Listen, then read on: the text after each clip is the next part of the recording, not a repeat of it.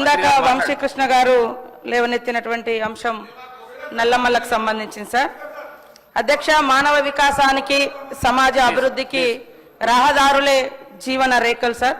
రోడ్లు లేనటువంటి గ్రామాల పరిస్థితి ఎట్లా ఉంటుంది, అభివృద్ధి ఎంత వెనుకబడేయబడుతుంది అనడానికి నేను పుట్టినటువంటి ఆదివాసీ గూడాలు, పల్లెలు, తండలు, మామూలుగా అటవీ ప్రాంతాల పరిస్థితి మాకు తెలుసు. ములుగు కానీ, నేను ఇన్ఛార్జిగా ఉన్నటువంటి ఆదిలాబాద్ కానీ, నేను నిరంతరం పర్యటన చేస్తున్నటువంటి అచ్చంపేట కానీ, కాబట్టి అలాంటి గ్రామాలకు ఖచ్చితంగా రోడ్లు వేయాలన్నటువంటి లక్ష్యంతో ఈరోజు సీఎం రేవంత్ రెడ్డి గారు మరి ఒక ప్రత్యేకమైనటువంటి నిర్ణయం తీసుకొని రాబోయేటువంటి 4 సంవత్సరాలలో 12,000 కోట్లతోటి 17,000 కిలోమీటర్ల వరకు రోడ్లు నిర్మించాలని కూడా నిర్ణయించుకోవడం జరిగింది సార్.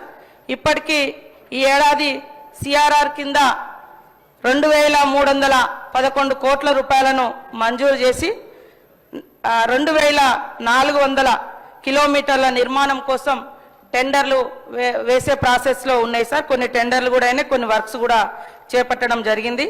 రాబోయే రోజులలో ఇందాక మల్రెడ్డి రంగారెడ్డి గారు కానీ, వంశీకృష్ణ గారు కానీ లేవనెత్తినటువంటి రోడ్లకు సంబంధించి ఖచ్చితంగా మరి 12,000 కోట్ల రూపాయలు ఖర్చు చేస్తాం. 11,000 కిలోమీటర్లను రోడ్ల నిర్మాణం చేస్తాం. అదేవిధంగా తొందరలోనే 1,200 కిలోమీటర్లకు సంబంధించినటువంటి కొత్త రోడ్లను కూడా చేయడానికి ప్రతిపాదనలు కూడా సిద్ధం చేసుకున్నాం సార్. ప్రతి గ్రామం నుంచి, గ్రామ పంచాయతీ నుంచి బీటీ రోడ్లు వేయడం కూడా జరుగుతుంది. లాస్ట్ మంత్లో సీసీ రోడ్ల కోసం కూడా 324 కోట్ల రూపాయలను ఇవ్వడం జరిగింది. గత మార్చి నెలలో 600 కోట్ల రూపాయలను కూడా సీసీ రోడ్ల కోసం ఇవ్వడం జరిగింది. ఇప్పుడు ఆర్ఆర్ కింద కూడా మరి ఎంఆర్ఆర్ కింద కూడా 1,150 కోట్లను తొందరలోనే మంజూరు చేస్తాం సార్.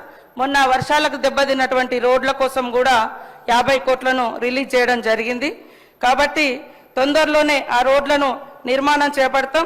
గత 10 సంవత్సరాల కాలంలో టీఆర్ఎస్ హయాంలో 2,200 కోట్లు మాత్రమే వారు మంజూరు చేయడం జరిగింది సార్. ఆ రోడ్లన్నీ గుంతలుగా ఉండడంతో ఇప్పుడు మేము తీసుకుంటా ఉన్నాం యుద్ధ ప్రాతిపదికన. కాబట్టి అచ్చంపేట కూడా ముఖ్యంగా వైల్డ్ లైఫ్ ఏరియా, ఇది ట్రైబల్ ప్రాంతాలన్నీ కూడా మేమందరం రెగ్యులర్గా ఫేస్ చేస్తున్నటువంటి ఇష్యూ. కాబట్టి ఈ వైల్డ్ లైఫ్ ఉండడంతో ఇటు మా ఏటు నాగారం ఏరియా కావచ్చు, అటు కవ్వాల్ ప్రాంతం కావచ్చు, ఇటు మరి అచ్చంపేట టైగర్ జోన్లో కావచ్చు, ఇవన్నీ కూడా అక్కడ ఉండేటువంటి 100 సంవత్సరాలుగా నివసిస్తున్నటువంటి ఆదివాసీ గూడాలకు రోడ్డు రవాణా వేయడానికి ఆటంకంగా కూడా మారుతుంది.